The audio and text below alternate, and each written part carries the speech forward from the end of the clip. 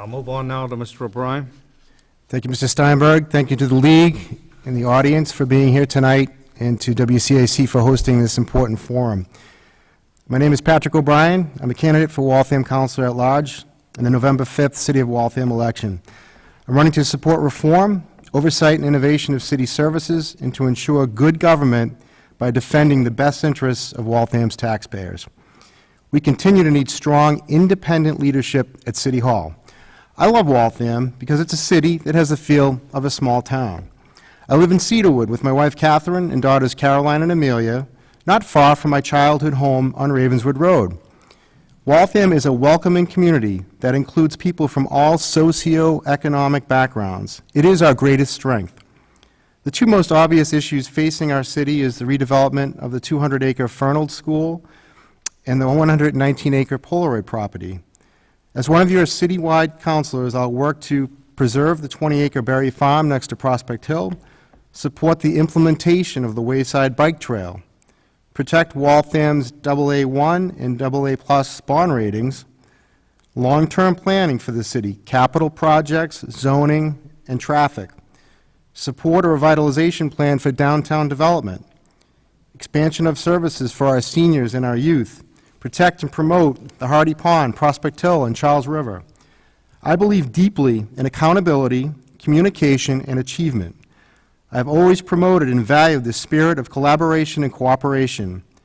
I have served the citizens of Waltham as co-chairman of the Senior Center Committee from 2000 to 2002. The Stanley Senior Center recently celebrated its 10th anniversary.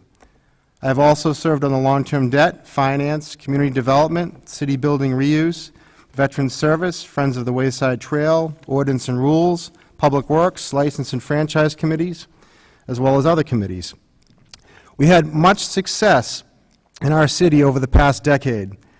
As I have door-knocked throughout our community, I have been thoroughly impressed with numerous residential homes that have been remodeled over the past few years. Some of these homes and landscaping are truly beautiful, and we should be proud. Over the past several seasons, my daughters have played soccer at the Veterans Field on Forest Street. Some of my friends who live in other communities come here and say how impressed they are with these facilities. Generations of families, veterans, senior citizens, churches, synagogues, and other places of worship, civic and service groups and organizations continue to contribute to the Waltham spirit. I hope to have a chance to meet with every one of you, and I respectfully ask for one of your 6 votes on November 4th.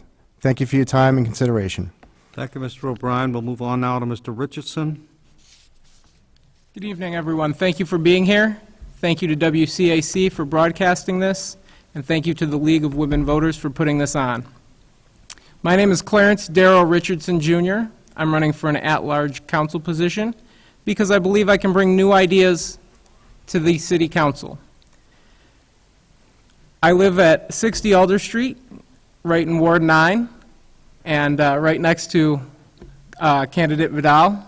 So come visit us, come stop by when you're right down there on Moody Street. My number one priority, if elected to City Council, would be to create a domestic violence liaison in the police department. With the high-profile cases of domestic violence that we've seen in the news lately, it's drawn my attention to the newspaper and looking at the assault and batteries and things that continue to occur. And I believe that this liaison under the police department would be able to point victims of domestic violence to organizations such as REACH to provide them with counseling on alternative places to live and where they can get services to not have to return to the domestic violence at home. The reason that zoning isn't my number one priority, or a master plan isn't my number one priority, is because saving one life, in my opinion, is going to outweigh anything we can do economically for the city of Waltham. Thank you. And I ask for your vote on November 5th. Thank you, Mr. Richardson. And now Mr. Vidal, please. Thank you. I want to thank the League of Women Voters for putting together this forum. My name is Carlos Vidal, and I hope to bring a new voice and new ideas to Waltham. I've made Waltham my home for the past 10 years with my wife Marisol. We live on the south side of Waltham on Ash Street. I'm originally from Peru, and I moved to the U.S. when I was 12 years old with my mother and my brother. I went to Brunswick Public Schools, then I went to Bay State College. Since moving to Waltham, I worked very hard to get involved in many local organizations and groups. I'm a longtime volunteer of the Boys and Girls Club, especially teaching kids about internet safety. I also volunteer at Reach Beyond Domestic Violence and the Waltham Partnership for Youth. I'm a soccer referee and coach, and these past couple of years, I was coaching the girls' freshman team at the high school.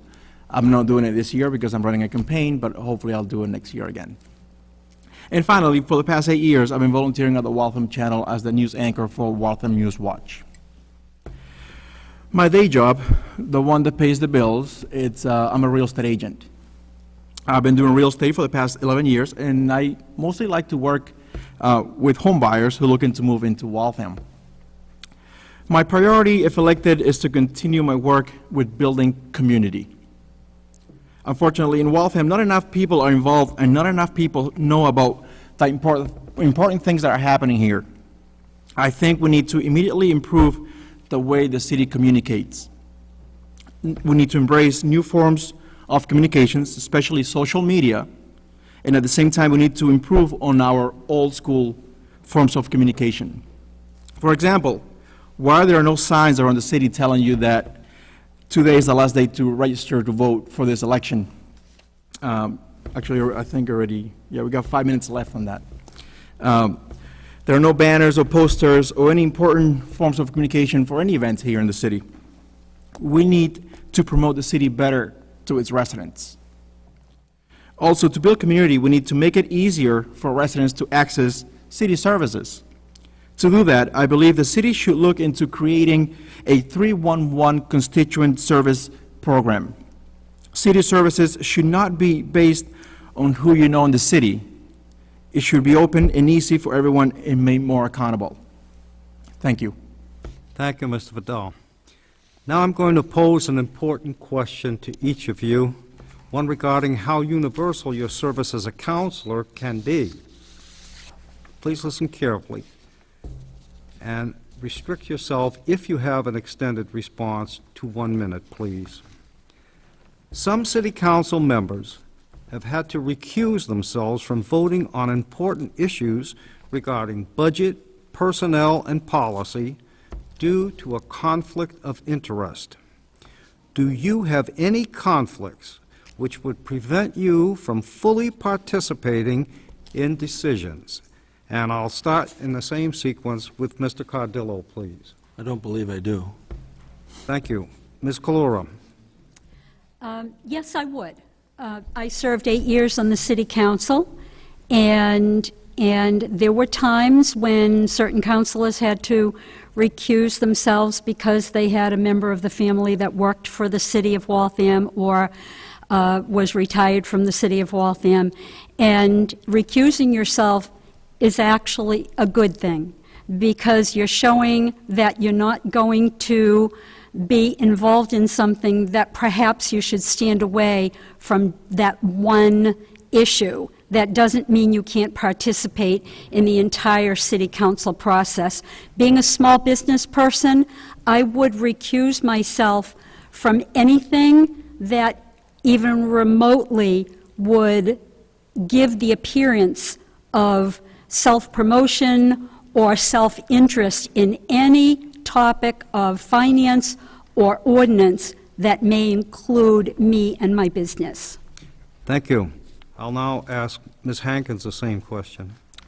No, I have no potential conflicts of interest. I think this is an important question because it's important that the City Council is a legislative body that's independent of the different departments in the city. And when you have spouses of employees, former employees, and current, however it may be, you know, it does not represent the spirit of the City Council, which is to be the legislative body that's dictating policy to the city.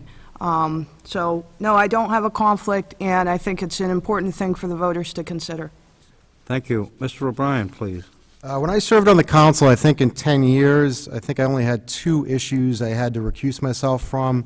One, I believe, had something to do with teacher salaries. My mom was a teacher at the time, taught 22 years in the Waltham Public School System, so I had to recuse myself from that. The other was I live within a certain amount of feet from a development, so that only happened twice in 10 years. If you have any question when you get on the council, you can always get an opinion from the Ethics Commission, and they'll certainly give you advice on whether you can weigh in on something or not.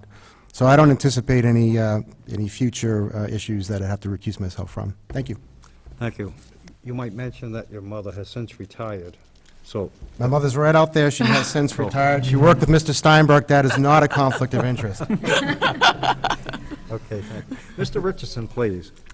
No, I don't believe I would have any conflicts of interest if I were elected at this particular time. Like I said, I do live at 60 Alder Street, so you never know what sort of zoning or things might bring about. But at that point, I may have a conflict of interest, but at this time, I don't believe I do. Thank you. And Mr. Vidal, please. No, I do not have any conflicts of interest at this time. Thank you. Now, at this point, I'll begin the first round of specific questions with 2-minute responses. And I'll begin with Ms. Calora. On Facebook, you frequently post photos from other communities showing how they maintain downtown areas, especially storefronts. What changes would you like to see in downtown Waltham based on what you've seen in other communities? Thank you for that question. That's a great question. And yes, I do a lot of Facebook posting of just such beauty and uniqueness of other communities and what they do to do that, but also to promote their community through their downtown and throughout their city. So I think one of the first steps we can do, which is actually already being implemented, is to sort of give a fresh look to the downtown, and that would be to freshen up the streets, the sidewalks, trees, plantings, and actually that's what I was going to say before I got cut off with the stop sign, but we can do a lot of things. One important thing that we can include is to allow landscapers and other, great businesses in our community to give us their time, their talent, and their resources to put plantings out. You see it in Lexington. I've seen it in Tarrytown, New York. And some of the stores in Tarrytown will have actually sponsored recycle baskets that look very attractive. So when people are throwing their trash away, they throw the trash in one bucket and the water bottle in another bucket. And I often see in the downtown those people who unfortunately depend on that 5 cents for that little can and rummage through the whole trash barrel just to get that one can. Separating that and having it look beautiful at the same time, and encouraging people to come to a beautiful downtown where there are trees, there are plantings, great sidewalks. I see this happening in Waltham, and I'll continue to post all of the wonderful ideas and things that I actually have seen come to fruition in other communities that I know can happen here. Thank you, Ms. Cole.